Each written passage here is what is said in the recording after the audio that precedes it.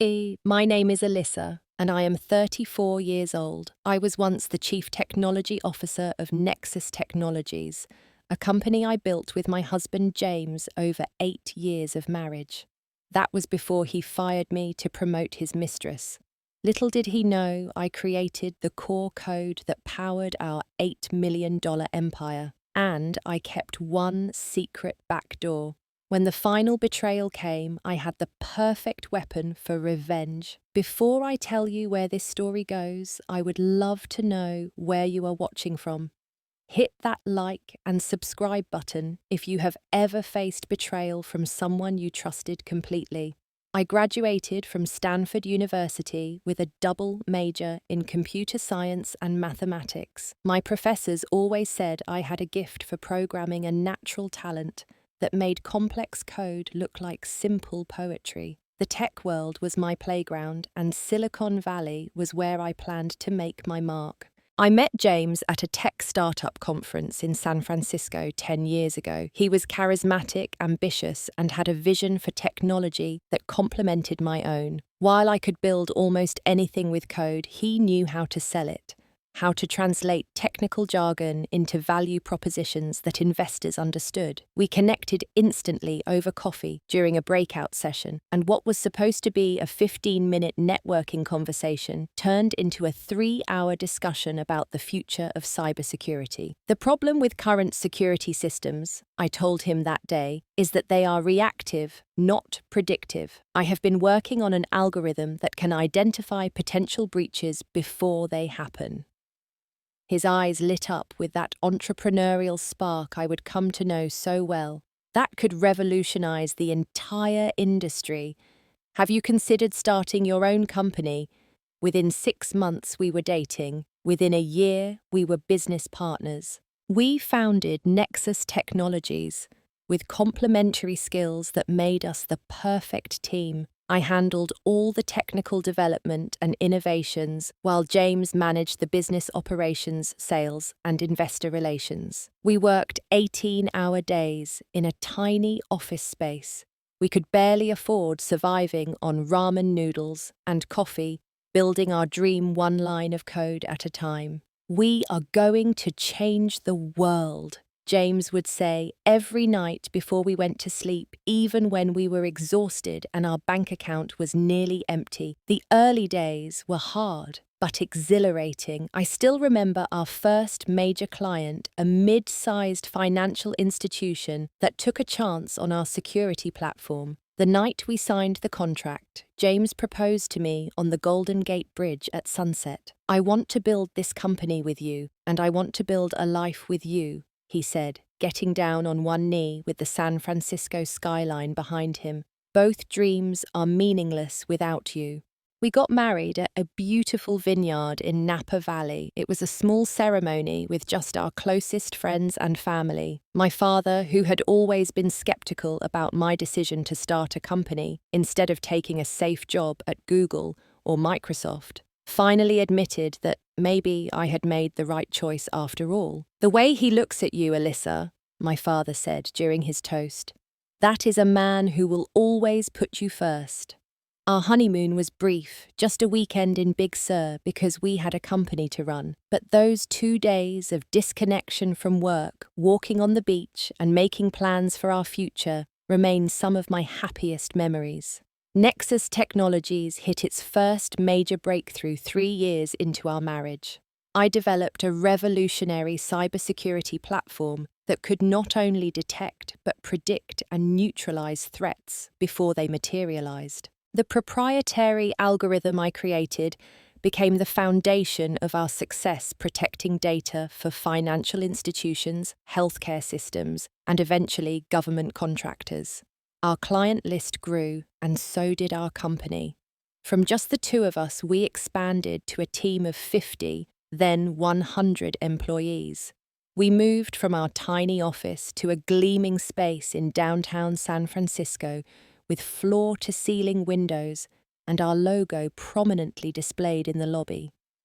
Each milestone was a shared victory, each setback a problem we solved together.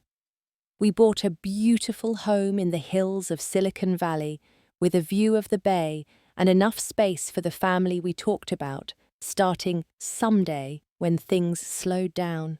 Professional success brought us recognition in the tech community. I was named one of the top women in tech by Silicon Valley Business Journal, while James was celebrated as an innovative CEO who understood how to scale a security company in a competitive market. Those were the golden years. We were partners in every sense of the word, finishing each other's sentences during presentations, intuitively understanding what the other needed during negotiations. At night, we would sit on our terrace with glasses of wine, looking out at the lights of the city below, marveling at what we had built together. "We are only just getting started," James would say, his arm around me. "Imagine where we will be in another 5 years." As our company grew, so did my work on our core technology. I developed a proprietary algorithm that became known as the Nexus Shield, a cybersecurity system so advanced that it outperformed everything else on the market by a significant margin. It was my masterpiece, complex yet elegant code that took me 2 years to perfect. The Nexus Shield became our crown jewel, the product that eventually pushed our company valuation to $8 million. Investors were throwing money at us, and acquisition offers came in regularly, which we politely declined. We had bigger plans. But as success grew, I began noticing subtle changes in James. He started staying at the office later, missing the dinners we had always prioritized. His phone became a constant companion, and he would step away to take calls, speaking in hushed tones.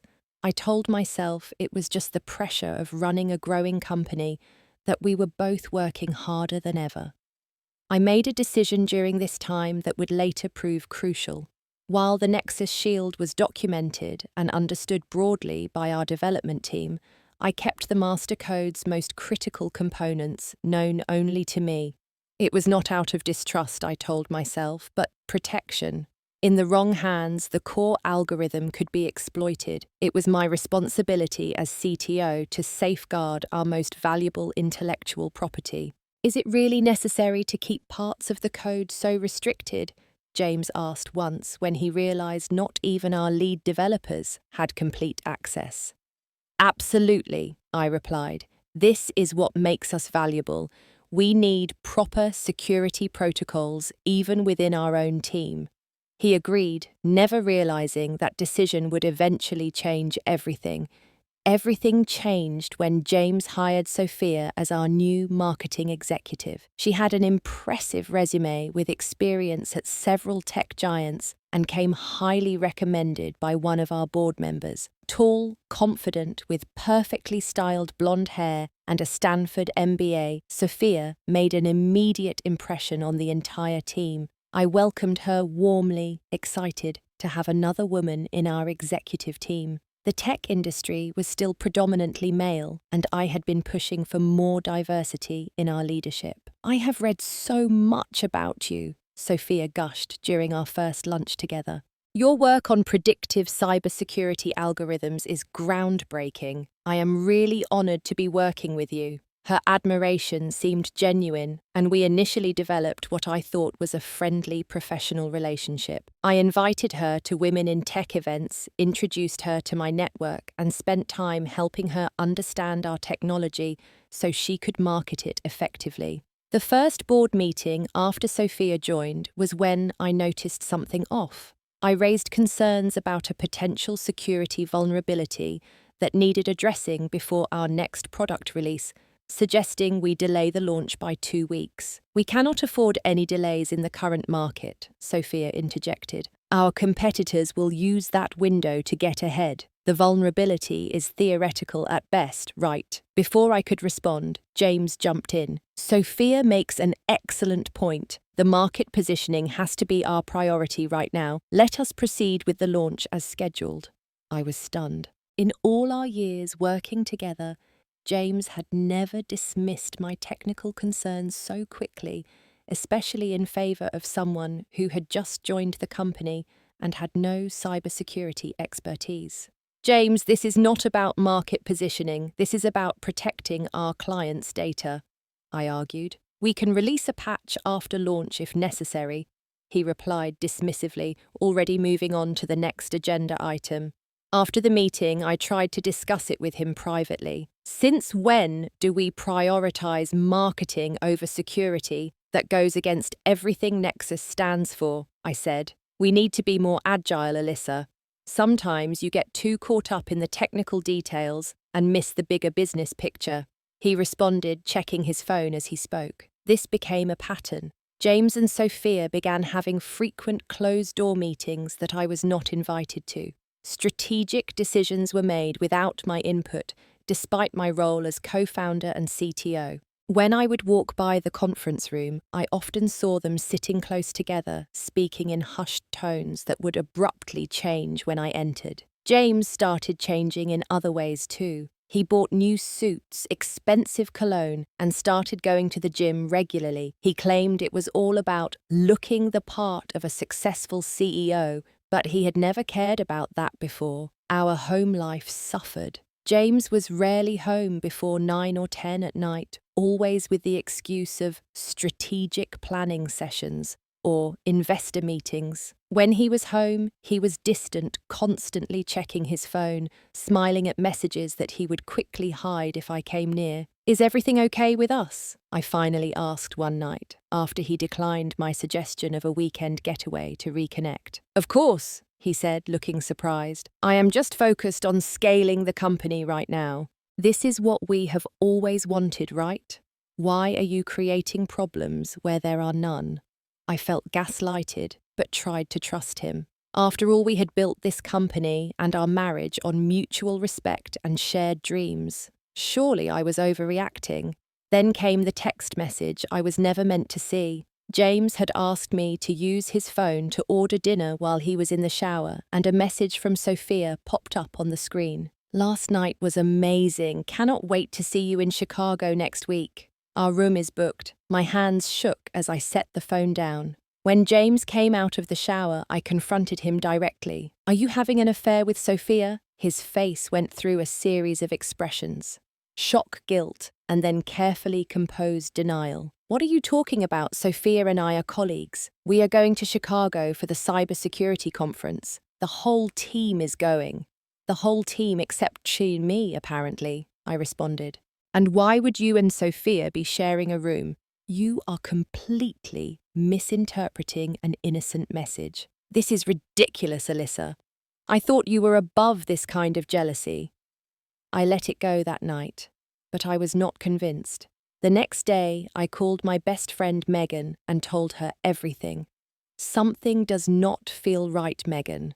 James and I used to tell each other everything, and now there are all these secrets. The company is more successful than ever, but our marriage is falling apart." "Have you checked the company credit card statements?" Megan asked. "That is how my sister found out her husband was cheating. The evidence is always in the expenses." I had not thought to look there. As co-founder, I had access to all financial records, though lately James had moved most of the financial oversight to our new CFO, another friend of Sophia.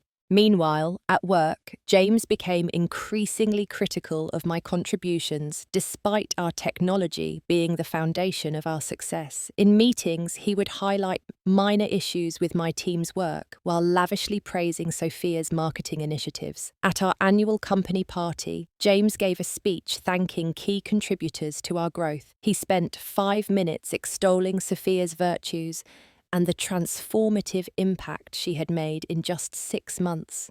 My own contributions as co-founder and creator of our core technology received a brief, almost obligatory mention. As weeks passed, I noticed James and Sophia were traveling together frequently.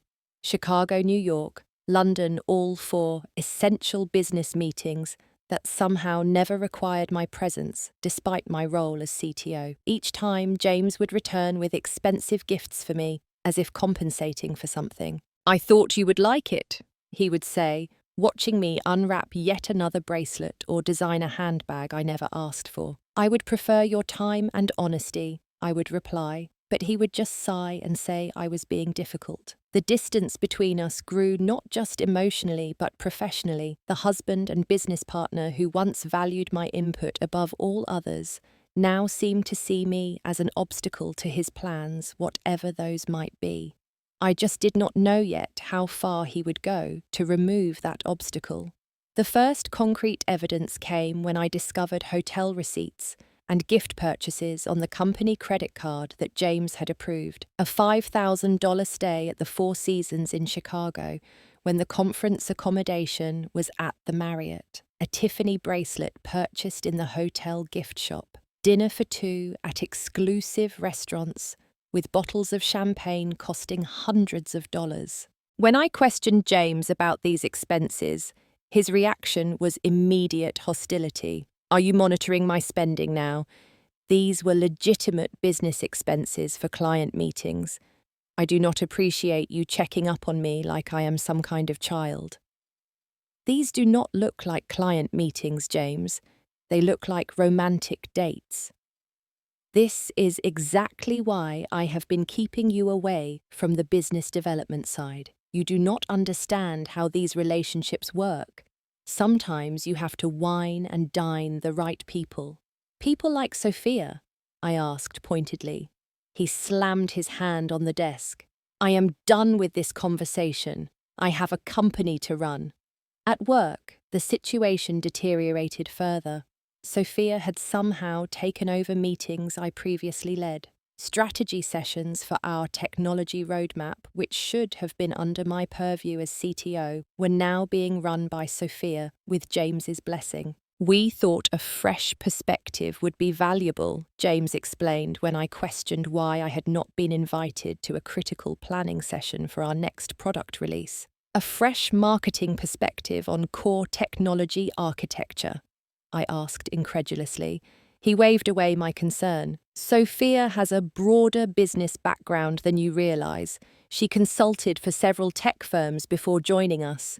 Then came the announcement of a restructuring of the company leadership. James called it a natural evolution as we scaled, but I immediately sensed something was wrong. Board members, who had always been friendly, began avoiding eye contact with me in the hallways.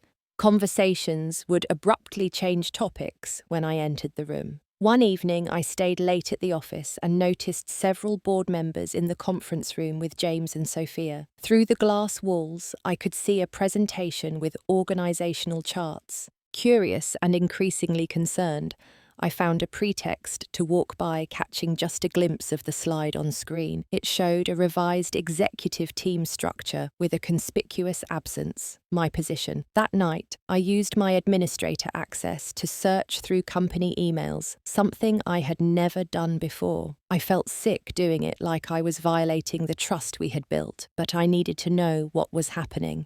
In James's sent folder, I found an email thread with several board members and Sophia discussing my removal from the CTO position. Alyssa has been instrumental in getting us where we are, James had written, but her technical vision no longer aligns with our growth strategy. Sophia has outlined a more market-focused approach that I believe will better position us for acquisition. Attached was a detailed transition plan prepared by Sophia, outlining how my responsibilities would be redistributed primarily to her. There was also mention of managing potential IP complications, given my role in developing our core technology. I printed the emails with shaking hands and drove home confronting James the moment he walked in the door. "You are planning to push me out of my own company," I said, throwing the printed emails on the kitchen counter. "Were you ever going to tell me, or just ambush me at a board meeting?" James's face hardened, not with guilt, but with anger that I had discovered his plan. "You went through my emails. That is a violation of company policy and probably illegal. Do not deflect. Answer the question. Are you and Sophia planning to remove me as CTO?" He sighed, suddenly switching tactics to appear reasonable. "Alyssa, the company is evolving. We need different leadership for this next growth phase. Your skills were perfect for the startup stage, but now we need someone with broader market vision.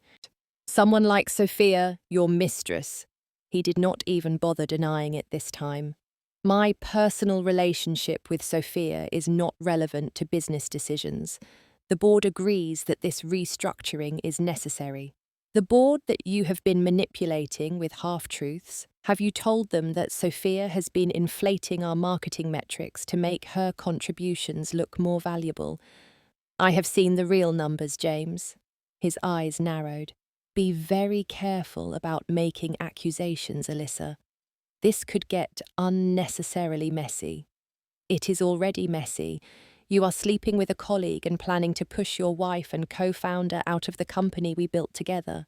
If you fight this, you will only damage your reputation in the industry. Take the generous exit package we are preparing. Start something new. It is better for everyone. I was stunned by his coldness, the complete absence of the man I married. Better for everyone, or better for you and Sophia? He did not answer, just walked away, leaving me standing in our kitchen, surrounded by the life we had built together, now crumbling before my eyes. That night, I could not sleep. Anxiety kept me pacing, my mind racing through options. I realized that James and Sophia must have been planning this for months, carefully positioning themselves while isolating me from allies within the company. As dawn broke, I made two critical decisions. First, I would privately document everything the affair. The financial improprieties I had begun to notice, the manipulation of company data. I spent the next week gathering evidence, creating secure backups of emails, financial records, and technical documentation that proved my contributions to the company's intellectual property. Second, and more significantly, I created a comprehensive backup of all critical company data and code, especially the proprietary algorithms I had developed. I told myself it was just for protection, just in case things went badly. I did not yet have a plan for how I might use it, but something in me knew I needed this insurance policy. As the days passed, my anxiety turned into something darker. I had trouble sleeping, lost my appetite, and found myself jumping whenever my phone rang. The company I had poured my heart and soul into for 8 years was being taken from me by the man I loved, and there seemed to be nothing I could do to stop it. I just did not realize yet how quickly and brutally the final blow would fall. The email came on a Tuesday morning.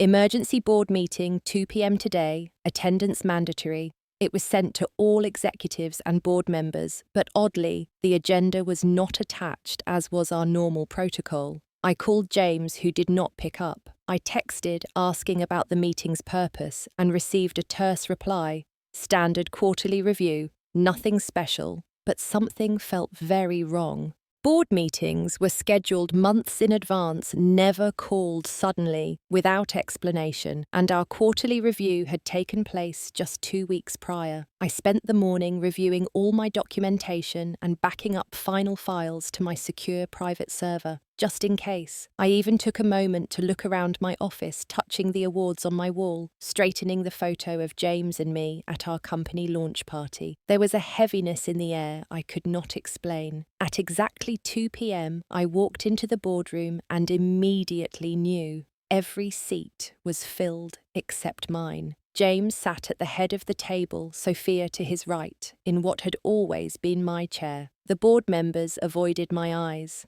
A security guard stood discreetly by the door, something we had never had in any meeting before. Alyssa, thank you for joining us, James said, his voice formal and cold. Please take a seat. I remained standing. What is this, James? He glanced at the company lawyer, who nodded slightly. The board has convened today to address some concerns about the technical leadership of Nexus Technologies.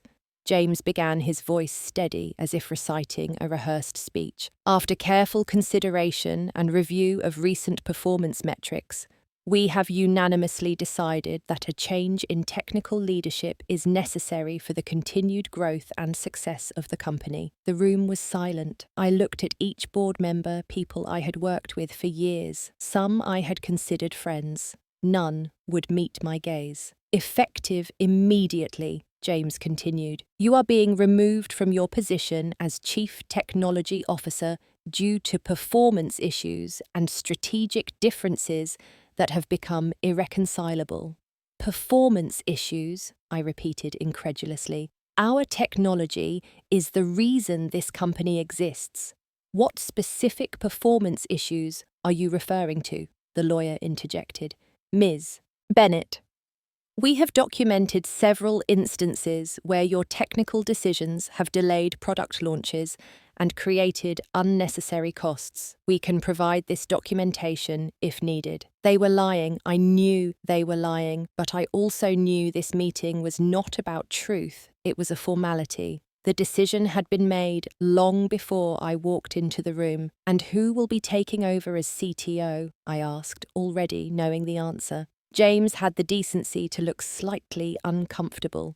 Sophia will be assuming the role of Chief Innovation Officer, which will encompass the current CTO responsibilities, along with expanded product strategy oversight. Sophia smiled at me with false sympathy. I want you to know how much I respect everything you have built, Alyssa. I will do my best to honor your technical legacy while taking Nexus in necessary new directions. The audacity of her statement left me momentarily speechless. This woman who had been sleeping with my husband was now sitting in my chair, taking my company and pretending to respect me. You will be escorted to your office to collect personal belongings, James continued. Your access to all company systems has been revoked effective 30 minutes ago. The terms of your separation are outlined in this document. He slid a thick folder across the table. You expect me to sign this now? I asked, not even touching it. You can take it with you to review with your attorney,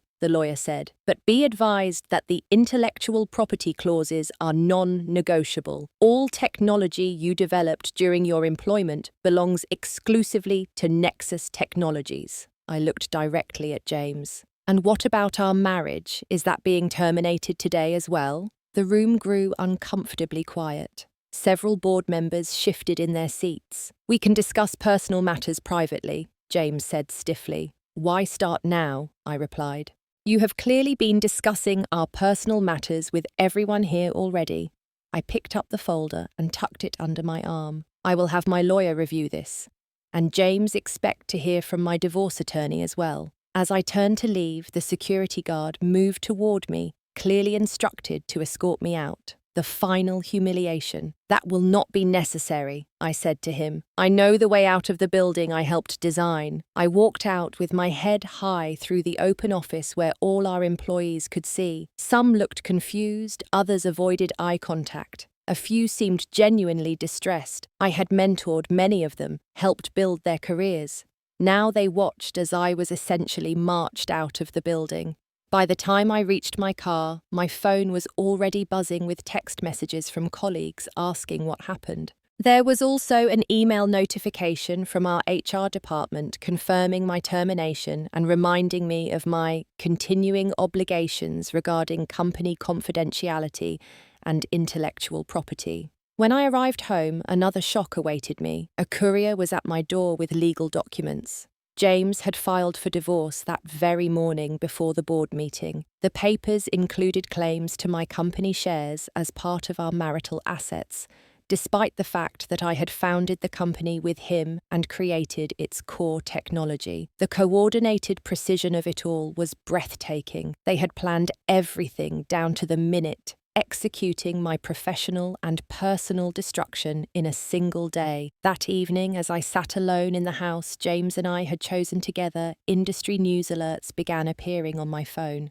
A press release had gone out announcing my departure from Nexus Technologies, citing strategic differences and praising my early contributions while emphasizing the exciting new direction under Sophia's leadership. Tech blogs were already speculating about what had happened, with several citing anonymous sources close to the company, suggesting I had been struggling with the scale of our growth and had become technically outdated. My professional reputation was being systematically dismantled. The next day, James gave an interview to a major tech publication discussing the difficult but necessary transition and painting himself as a CEO, making tough decisions for the good of the company. He portrayed me as emotionally unstable and resistant to change, positioning Sophia as the visionary who would take Nexus to the next level. It was a complete betrayal of both my marriage and my career, executed with cold, calculated precision. 8 years of marriage and partnership erased in a day. The company I had built from nothing taken from me. My technical contributions diminished, my future in the industry compromised. That night, sitting among the half-packed boxes of my belongings, surrounded by the ruins of my life, I made a decision. If James and Sophia wanted my company so badly, they could have it. But they would learn what happens when you betray the person who built the foundation your empire stands on. Because while they thought they had taken everything from me, they had overlooked one critical detail: the secret back door I had built into the system, known only to me. It was time to use it.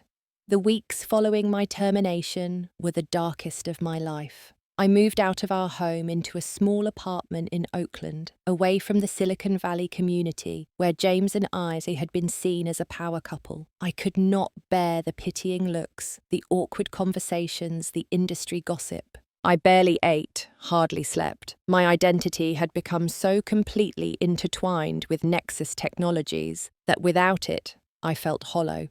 For 8 years, I had been Alyssa Bennett, co-founder and CTO of a rising tech company, wife to a successful CEO. Now I was just Alyssa betrayed, wife ousted executive, a cautionary tale in Silicon Valley.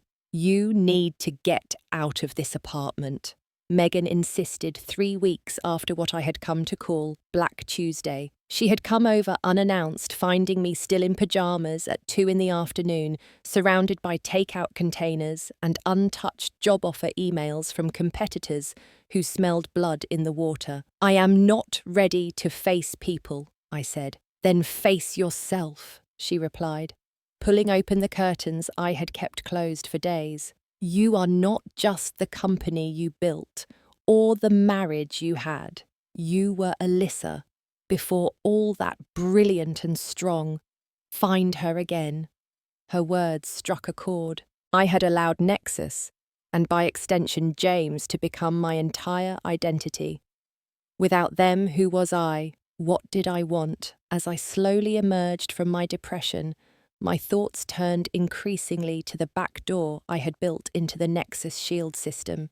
Originally created as a security measure allowing me emergency access if something catastrophic happened to the main control systems, it had evolved into something more sophisticated over time. The back door was elegant in its simplicity. It appeared to be part of the normal authentication protocol, but contained a secondary access point that only activated with a specific sequence of commands that I had never documented anywhere. It was invisible unless you knew exactly what to look for, and I had built it so seamlessly into the system that even our best engineers would not notice it during code reviews. Through this back door, I had access to everything. Every database, every client record, every piece of code, every email on the company servers, and most importantly, the core algorithms that powered the Nexus Shield itself. I spent days considering what to do with this access. The ethical programmer in me was hesitant. These systems protected our clients' data, and tampering with them could have far-reaching consequences, but the betrayed founder in me wanted justice. "What are you going to do?" Megan asked one evening as I finally told her about the back door. "I do not know yet," I admitted. "Part of me wants to destroy everything James and Sophia have taken from me, but another part knows that would make me no better than them." "There is a difference," Megan pointed out. "They betrayed someone who trusted them. You would be holding accountable people who deserve it." Her perspective helped clarify my thinking. This was not about revenge for its own sake. It was about justice, about exposing the truth that James and Sophia had worked so hard to bury. I began developing a plan, creating a secure environment on a dedicated server that could not be traced back to me. I established an anonymous digital identity through which I could monitor the aftermath without detection. Every step was methodical, careful, designed to be untraceable. As I worked, I discovered something I had not been looking for. Accessing the company financial records through my back door, I found evidence that James and Sophia had been manipulating financial statements, inflating revenue figures, to attract additional investment while hiding growing operational costs. They had created a house of cards that looked impressive from the outside but was fundamentally unsound. They are setting the company up for failure, I realized, showing Megan the discrepancies I had found. They are pumping up the valuation for a quick acquisition, planning to cash out before anyone realizes the numbers do not add up. "Can you prove it?" she asked. "I can do better than that," I replied. "I can expose it in a way that no one can ignore." My plan crystallized. I would not destroy the company out of spite. Instead, I would use my back door to expose the truth, triggering a sequence of events that would bring James and Sophia's deception into the light. I spent weeks preparing, testing my code on isolated systems to ensure it would work exactly as intended. I identified the perfect timing when the company would be most vulnerable during their quarterly earnings call with investors, and I created fail-safes to ensure that client data would remain protected even as the company itself unraveled. The night before I executed my plan, I sat alone in my apartment, looking at the code on my screen, my finger hovering over the enter key. I thought about the years I had spent building Nexus, the pride I had felt watching it grow, the love I once had for James. Was I really ready to bring it all down? Then I remembered the coldness in James's eyes as he fired me, the smug smile on Sophia's face as she sat in my chair, the calculated way they had dismantled my life and reputation. They had made their choice. Now I was making mine. "This is for every woman who was ever made to feel disposable," I whispered to myself and pressed enter. At exactly 9:00 a.m. Pacific time, as James was preparing to lead the quarterly investor call, my code activated. The execution was flawless, more effective than even I had anticipated. First, the Nexus Shield system began displaying security alerts across all client dashboards, indicating potential data breaches. These were not actual breaches, I had been careful about that, but the alerts were indistinguishable from real ones. Simultaneously, the code initiated a systematic exposure of the financial discrepancies I had discovered. Internal financial reports with the accurate, less impressive numbers were automatically emailed to all board members, along with comparison documents showing how the numbers had been manipulated in investor presentations. The third component targeted the company's operational infrastructure. Critical systems began failing in sequence, network connections dropped, and backup systems mysteriously failed to engage. To the technical team trying desperately to fix the problems, it would appear as a cascading system failure, not deliberate sabotage. From my secure remote location, I watched it all unfold through my backdoor connection. The panicked internal communications, the frantic attempts to contain the damage, the investor call being hastily postponed as James and Sophia realized something catastrophic was happening. Within hours, technology news sites were reporting that Nexus Technologies was experiencing unprecedented technical failures across all systems. Clients began publicly announcing they were temporarily migrating away from Nexus services to protect their data. The company's stock price, which had been steadily climbing since my departure, plummeted 20% before trading was temporarily halted. By afternoon, the situation had escalated further. An anonymous source, not me, had leaked internal emails to tech journalists revealing the financial misrepresentations and raising questions about the company's actual value. Regulatory agencies announced they were opening investigations based on the leaked information. Board members began distancing themselves, with two publicly resigning by the end of the day, citing recently discovered irregularities in company practices. Each resignation further destabilized investor confidence. I watched as $8 million in company valuation evaporated in less than 8 hours. My phone rang. James. After weeks of silence now, he needed me. I let it go to voicemail. Alyssa, something is happening with the systems. We cannot figure it out. If you know anything about this or can help, please call me back immediately. The company is falling apart. His voice was panicked, desperate. The confident CEO was gone, replaced by a man watching his empire crumble and not understanding why. I deleted the message without returning the call. He called 5 more times that day, each message more desperate than the last. By evening, he was practically begging.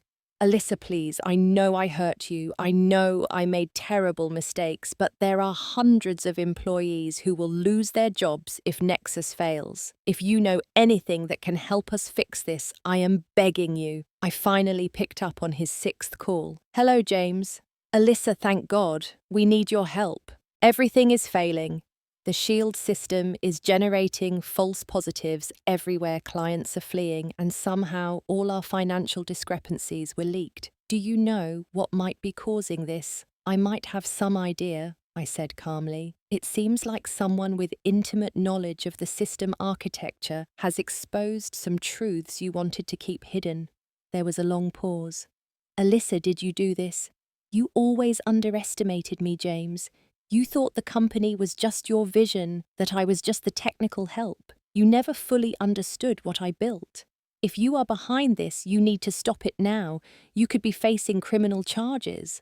I laughed softly. For what exactly? I have not destroyed any data. I have not stolen anything. I have not even technically hacked the system since I used access protocols I built into it from the beginning. All I have done is expose the truth about what you and Sophia have been doing. This is insane. You are destroying everything we built together out of spite. No, James, you destroyed what we built together the day you decided I was disposable.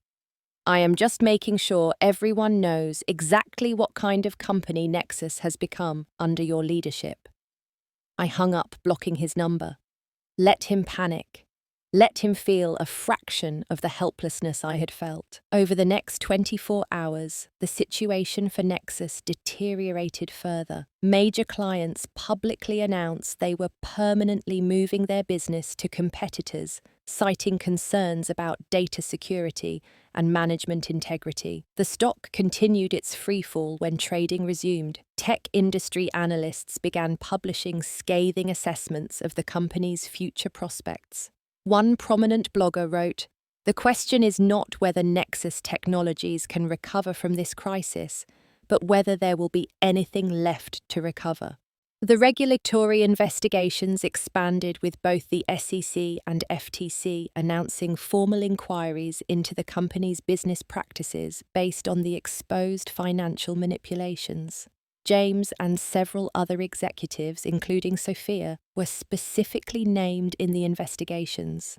Perhaps most satisfying was watching the relationship between James and Sophia crumble under the pressure. Through my backdoor access, I could see their increasingly hostile email exchanges, each blaming the other for various aspects of the disaster. The romantic weekend getaways had been replaced by accusatory messages about who had approved which misleading financial statement. Exactly 1 week after I executed my plan, Nexus Technologies issued a press release announcing a temporary suspension of operations to address recently identified technical and organizational challenges. Industry insiders recognized this for what it was, the beginning of the end. That evening, a business news channel reported that Nexus Technologies, once valued at $8 million and considered a rising star in cybersecurity, was in talks with creditors about restructuring options, including potential bankruptcy. James and Sophia's empire built on my technology,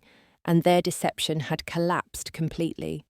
And unlike them, I had left no evidence, no trail leading back to me. To the outside world, it appeared that their own mismanagement and dishonesty had finally caught up with them. As I watched the final news report announcing that Nexus Technologies had officially filed for bankruptcy protection, I felt a complex mix of emotions. Satisfaction, yes. Justice had been served, but also a certain sadness for what could have been if James had remained the partner I thought I had married. I closed my laptop, severing my final connection to the company I had helped build. It was time to focus on what came next. For Nexus Technologies, there would be no next chapter, but for me, this was just the beginning.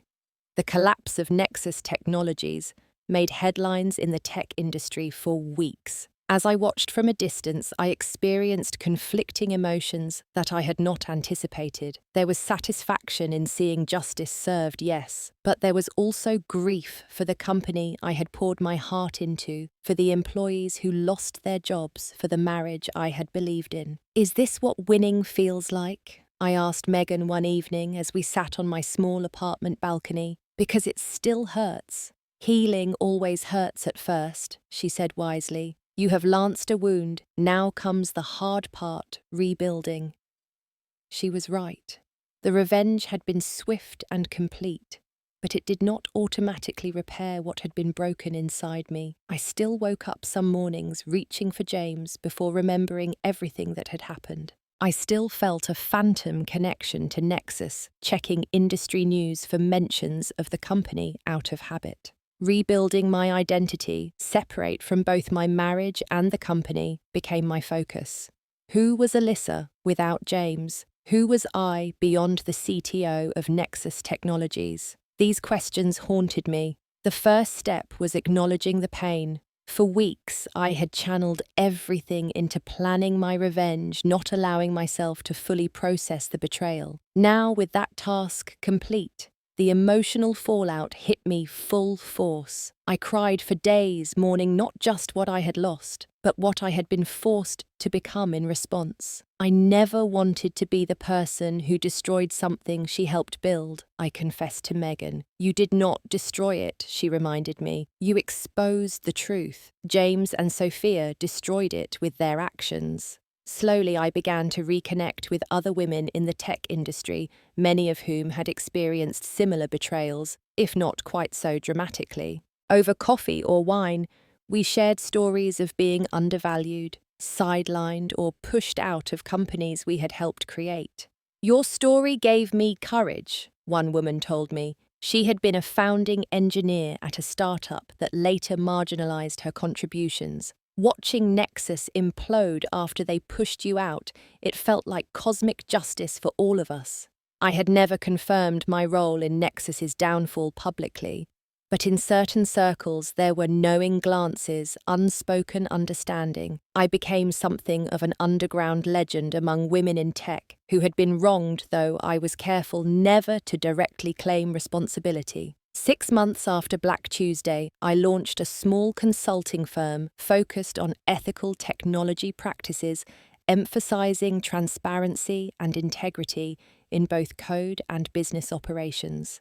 It was a deliberate counterpoint to the culture James and Sophia had created at Nexus, where deception had become standard practice. My first clients were small startups founded by women who valued my technical expertise, but also appreciated my perspective on building companies with strong ethical foundations. The work was fulfilling in a way that surprised me, less about proving myself and more about creating something meaningful. You seem lighter, Megan observed nearly a year after everything had happened. Less driven by anger. She was right. The consuming rage that had fueled my revenge had gradually been replaced by something more sustainable, a determined commitment to building a different kind of future, not just for myself, but for other women in technology. As my new business grew, I developed a mentorship program specifically for women entering technical fields, teaching them not just coding skills, but how to navigate the often challenging dynamics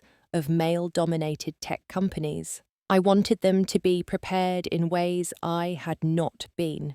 18 months after Nexus filed for bankruptcy, the legal aftermath finally concluded.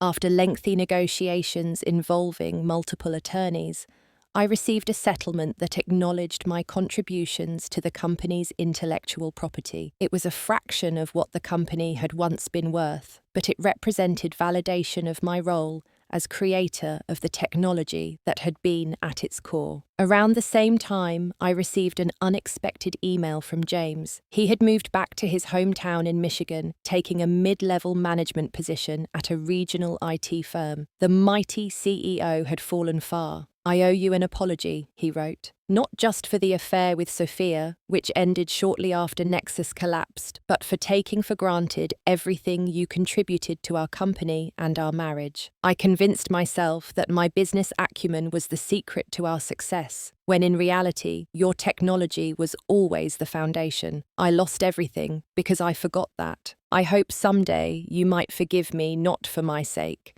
but for your own peace." I sat with that email for days, unsure how to respond, or if I should respond at all. In the end, I wrote back a simple message. "I am building a new life based on honesty and integrity. I wish you the courage to do the same." It was not forgiveness exactly, but it was a release. I was no longer defined by what James had done to me, or even by what I had done in response. I was defined by what I was creating now. 2 years after Black Tuesday, I was invited to speak at a Women in Technology conference. As I stood at the podium looking out at hundreds of faces, many of them young women just starting their careers, I felt a sense of purpose that transcended my personal story. My journey has taught me that true success is not measured by company valuations or titles, I told them. It is measured by integrity, by the courage to stand up for yourself, and by the community you build around you.